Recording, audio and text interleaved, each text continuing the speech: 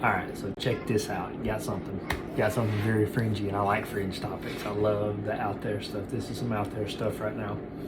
Copper.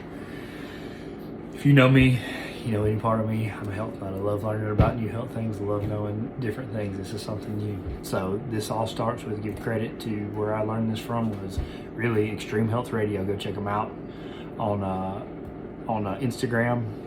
Matt Blackburn on Mito Life on Instagram, and Morley Robbins. And there's several other people talking about it right now, but those are the ones that are really talking about it right now. So check this out. Copper. What copper does is copper regulates your iron. What happens is, with the fourth most abundant mineral on earth, iron, what happens is copper is what regulates it and puts it where it needs to go and takes it in and out of the body, and loads the places where it needs to go, loads the iron in, loads the oxygen into the cells, and lets them go where they need to go. That's what copper's job is. What happens is, we are in a copper deficient diet. We don't eat the things where we get copper anymore. So like the things where you get copper, bee pollen, you get copper from bee pollen, you get copper from beef liver, you get copper in whole food vitamin C, mushrooms. There's a lot of different things that you can get copper from, but we don't do those things anymore. We're not eating those copper rich things.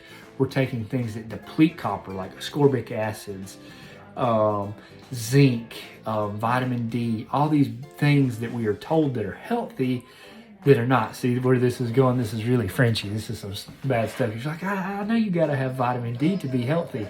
Let's discuss that in another video. But we've got to eat copper-rich foods. Then we've got to have actual true vitamin A, which is retinol. Okay, where do you get retinol from? You get retinol from raw milk, eggs, animal fats, fatty, red meats, ghee, butter, all the different animal fats is where you get that from, those different places. So what happens is, when you eat those retinol rich foods, they go into your body and metabolize in your liver and turns it into what is called a protein, what is called ceruloplasmin. Check it out. Go check it out, ceruloplasmin. So ceruloplasmin, what it does is loads the copper into the cells and loads the iron into the cells. Okay, so it loads them both in there. What happens is, if you don't have the copper, the iron gets in the cell, but the copper does not, and it's just floating around in the bloodstream everywhere. So when your doctor goes and checks, you're like, oh my God, your high copper levels. Well, it's because you don't have enough ceruloplasmin to load that into the cell as well. And what happens is, the copper and the iron get in there together, and the iron takes the copper where it needs to go. So you've got all the regulation there. But if you don't have the copper there, and you don't have the retinol, or you don't have the ceruloplasmin, the iron is just running free. It's going to all the different places, and it's in the blood, and you don't have the right amounts of, iron in the blood, which, is anemic, which in theory in the blood it is, but you're looking at the wrong marker. Doctors look at ferritin, and ferritin is the wrong place to look. What you want to look is in the tissues. There's so much iron overload in your body. It is unreal. Think of what happens when you take iron and when you take oxygen. What happens? Rust. Everybody's seen rust. We all know what rust is. Rust is not good. Rust is oxidative stress in your body. When you combine iron and you combine oxygen together, and then you have way more iron and it's not going to the places it needs to go, you create oxidative stress. Okay, when you've got the copper there, you don't have nearly as much.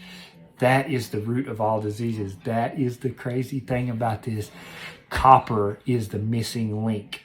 There's so much research now coming out on copper deficiency is the root of all diseases. Now it obviously spirals, and there's a lot of other things. Mental traumas are a big thing as well.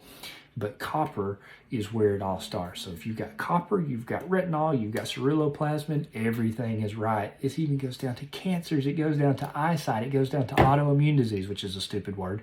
But it goes down to all these other different things that most people don't know about. That's why this topic is so fringy right now, is because nobody knows about it. Again, go check out Morley Robbins. Go check him out. Go check out Justin from Extreme Health Radio. Go check out Matt Blackburn. They're all talking about this stuff right now. They're all having huge success with these things. Even people in the metabolic community, Ray Pete and all these other people, are starting now to talk about copper. It is the fringe topic right now. This is a game changer. This is a game changer right here for everybody. So when you've got the right, balancing these minerals, Copper, iron, and magnesium. Magnesium we're going to talk about on another video. It's going to be good too. It's got a video all on its own, but copper is the missing link right now. Bioavailable copper, not supplementing copper. You can't supplement, you know, like copper pipes and copper cups and all that stuff. That's getting into an odd topic.